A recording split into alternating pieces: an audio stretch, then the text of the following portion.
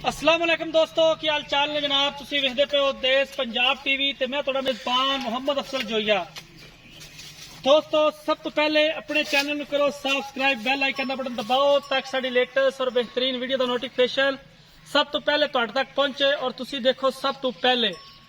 दोस्तों, डेली की निस्बत अज एक दूजन झोटी की वीडियो लेके आए हैं। दूसरा सुबह सुई है, 4 तो 5 दिन की सुई हुई झोटी है। बाकी किन्ना दुध करती पई है, किन्ने दी सेल करनी है, ये सारिया गल्लां मालकां दी जुबानी सुनांगे। झोटी देखने तो बाद कैमरामैन साहब जरा मझ दिखाओ, उस तो बाद सारी गल्लां डिटेल नाल मालकां नाल करांगे। माशाअल्लाह सोहनी सुनखी है, रज के सोहनी है, कतरी कतरी सेरे तुन्नी कोली तो बिल्कुल पा के अच्छी नस्ल जात दी और थब्बां दे हवाने और मरले मरले ते वंड पई झोटी दी कर दी है। जेनमैन ओरिजिनल कर दी झोटी हैगी है। पिछे कट्टा है, ताज़ा सुई हुई है। भाई जी कितना दुध करती पई है? दुध है जी 13-14 किलो। 13-14 किलो है इस टाइम। कच्ची सुई थले आज दूसरा दिन ठीक हो गया। 13 तो 14 किलो दुध इहदे थले हैगा। तीसरा तो चौथा दिन इहनूं सुई नूं है, बिल्कुल ताज़ा सुई खड़ी है।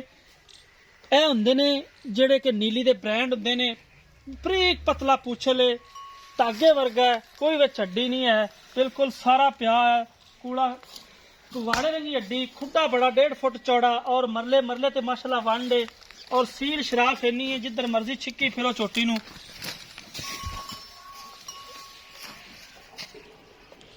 मत्था बल्ला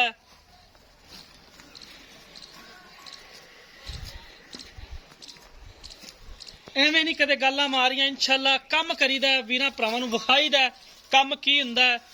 बाकी इज्जत ते जिल्लत रब दे वस हुंदी है, वो इंसान दा इख्तियार नहीं हुंदा। साडी हमेशा कोशिश रही है अपने वीरां नू कि खूबसूरत जानवर नीली दे विचों चुग चुग के देइए। काफ़ी वीर भरा वीडियो वेखदे ने, पसंद करदे ने, क्योंकि गल करी दी है सीधी ते साफ। घना एवें चक्की नहीं चलाई कदे एवें गल्लां नाल कि लगे रहिए तरीफां दे पुल बन्नी जाइए।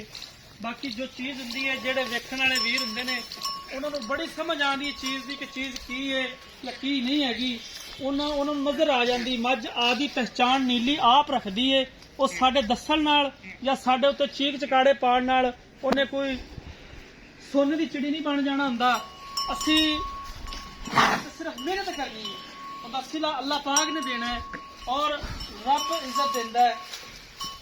माशाअल्लाह पूरा मुठ दा थान हैगा और हवाने च भी कोई शक नहीं है। पूरी माशाअल्लाह लोकेशन है, बरीक पतली है, दुध देने वाली मझ है। बाकी मालकां नूं बुलाने आ, उन्हां कोलों पुछ लैने आ किन्ने दी सेल करनी है, की इन्नियां गारंटियां देंदे ने। यह कट्टा है पिछे, मूँह की सील शराफ है, मूँह फड़ के बंदा खड़ा रहे या बच्चे मसाला देंदे रहें मसला नहीं करेगी। क्योंकि घर दियां जिहड़ियां हुंदियां ने उन्हां दा वाधा यही ज्यादा हुंदा है कि वो मूँह दियां बड़ियां पोलियां हुंदियां ने, क्योंकि मालक उन्हां दा मूँह फड़ी रखदे ने। अच्छा आ जाना जी। अस्सलाम वालेकुम। वालेकुम। ना दसना मोहम्मद जुल्फकार जी। मोहम्मद जुल्फकार भाई मझ वहाती है। किन्ने दिन हो गए सुई नूं? आज जी तीसरी रात आज होनी है, 2 दिन हो गए सुई नूं ते रात तीसरी पैन ते 14 किलो दुध तू दस्या। हाँ जी, सारी मैं कोल 14 किलो दुध है। हाजर मौके हुण इन्हां दे कोल हैगा, ये आपां चुआ सकने हैं। बिल्कुल, कोई वीर भरा मौके ते आए चो सकदा है, बिल्कुल साफ चोमन बड़ा प्यारा हो, कोई छट्टा फार तो नहीं आंदा, कोई खान फुटदा तो नहीं, कोई किसी किस्म दा मसला नहीं आंदा। ठीक हो गया। ते ये हुण आपां मुहब्बत ते प्यार वाला मुੱਲ करना है, बेचण वाला। क्योंकि कोई वीर भरा वीडियो वेखे ਉਹਨੂੰ ਮੁੱਲ पसंद लगे वो ਆਪਾਂ ਨੂੰ ਕਾਲ ਕਰੇ। ਮੁੱਲ ਆਪਾਂ ਜੇ ਕਰਨ ਭਾਵੇਂ 4 ਲੱਖ ਮੰਗੀ ਰੱਖੀਏ।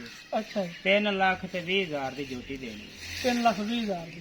ਇਹਦੇ ਚ ਕੋਈ ਕਾਰਾਂ ਦਾ ਬੀਜ ਲਿਆ, ਕੋਈ ਪਿਆਰ ਮੁਹੱਬਤ ਹੋ ਜਾਏ ਜਿਵੇਂ ਆਪਣਾ ਭਰਾ ਕਿ ਮੈਂ ਚੋ ਸੀ ਪਸੰਦ ਕਰ ਸੀ, इंशाल्लाह को माड़ा मोटा फर्क काट दे साहब।